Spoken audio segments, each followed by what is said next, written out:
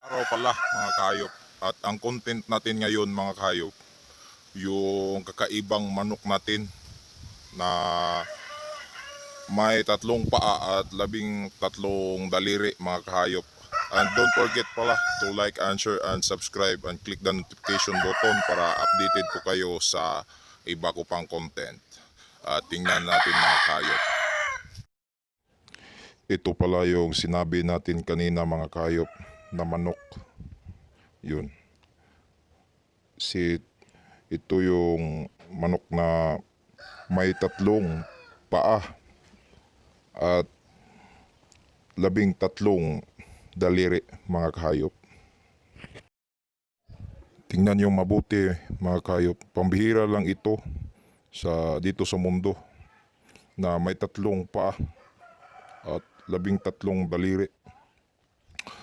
Nagdadala na ito ng swerte at sa pagpapanabong or pagsusugal. At ito, mayroon itong anting-anting na dala rin. Oh, tingnan yung mabuti mga kayop. Parang may conjoined twins ang kaniyang paa. Yun oh. Yun. Dalawa.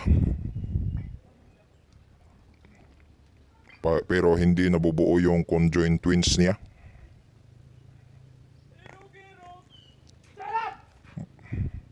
Yun. Sobrang liit niya mga kayop. Nasa 1 year na ito. Yun. 13 daliri. Yan. Sobrang kakawa mga kayop. Kapag maglalakad siya, yung isang paa na lang niya kasi yung dalawang paa niya sa kabila hindi talaga makalakad siya ng maayos sa kalagayan niya na may 3 paa. Pero itong manok na to, sabi sa ibang tao na may dala raw itong swerte. Kasi hindi lahat ng manok nakagaya nito na mayroong 3 paa at 13 daliri.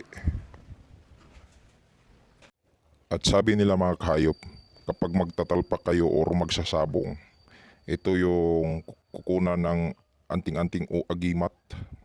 Papaliguan mo siya at ilagay mo yung, pagkatapos maligo niya, yung manok natin na kagaya nito, ilagay mo sa maliit na bote. At saka pag pupunta na kayo sa sabungan, ito yung ipapupunas mo sa inyong manok mga kayop para mananalo yung manok na itinatari nyo. Kasi ito yung nagdadala ng swerte or may anting-anting na dala na kapag yung kalaban hindi na tumatalpak at kapag ang ating manok ay napunasan ng kanyang birtod or anting-anting, mananalo mga kahayop.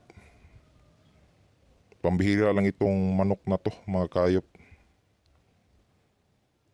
Sa 1,000,000 na manok, parang nag-iisa lang to or hindi natin alam sa ibang lugar kapag mayroon ba nitong kagaya nitong manok. At yun lang muna yung ipapakita natin ngayon. At maraming salamat sa mga walang sawang nanonood dyan. At don't forget to like and share and subscribe para sa other content ko palagi kayong updated. At maraming salamat.